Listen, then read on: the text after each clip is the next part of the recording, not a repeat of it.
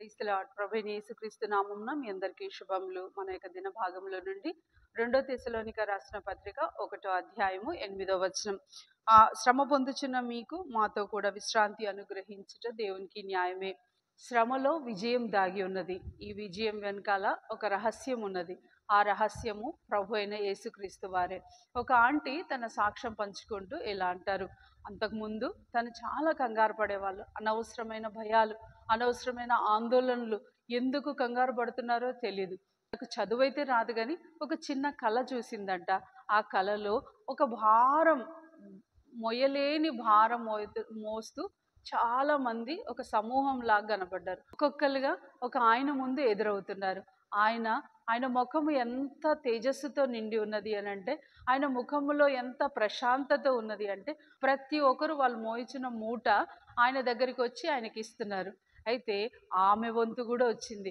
ఆమె ఒక నల్లని మూట తీసుకెళ్ళి ఆ ముఖకాంతితో నిండి ఉన్న ఒక మనిషి దగ్గరికి వచ్చి ఆ మూట ఆయనకి ఇస్తుంటే ఆయన ఎంతో ప్రేమతో ఓదారుస్తూ, అయితే ఆ ముఖకాంతితో ప్రకాశించుతున్న ఆయన ఎవరో కాదు, ప్రభు అయిన యేసుక్రీస్తే.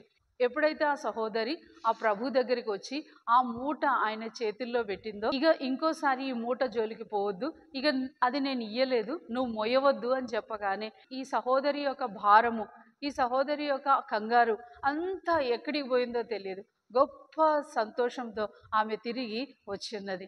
అయితే మనం కూడా ఒక పాపపు మూట మోసుకొని ఎంతో కంగారు పడుతూ, ఎంతో ఆందోళన పడుతూ కూర్చుంటాం. అది అనవసరమైంది అని ప్రభు ఎన్నిసార్లు చెప్పినా ఆ మూటను తల మీద పెట్టుకొని అనవసరమైన ఏడుపు, అనవసరమైన భయము, అనవసరమైన వాటి మీద భారం మోస్తూ కన్నీరు కారుస్తూ కూర్చుంటాం.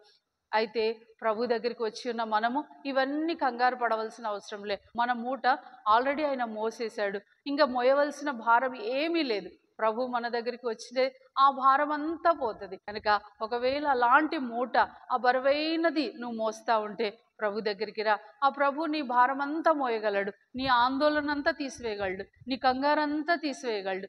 రండి ప్రభు దగ్గరికి వచ్చి ప్రార్థన చేసుకుందాం.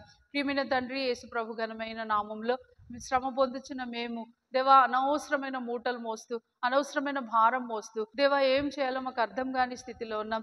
దయతో కరుణించి కనికరించి మా పాప మూట మీరే తీసివేయవలసిందిగా ప్రార్థిస్తూ యేసుక్రీస్తు పరిశుద్ధమైన నామంలో ప్రార్థిస్తున్నాం తండ్రి. ఆమేన్.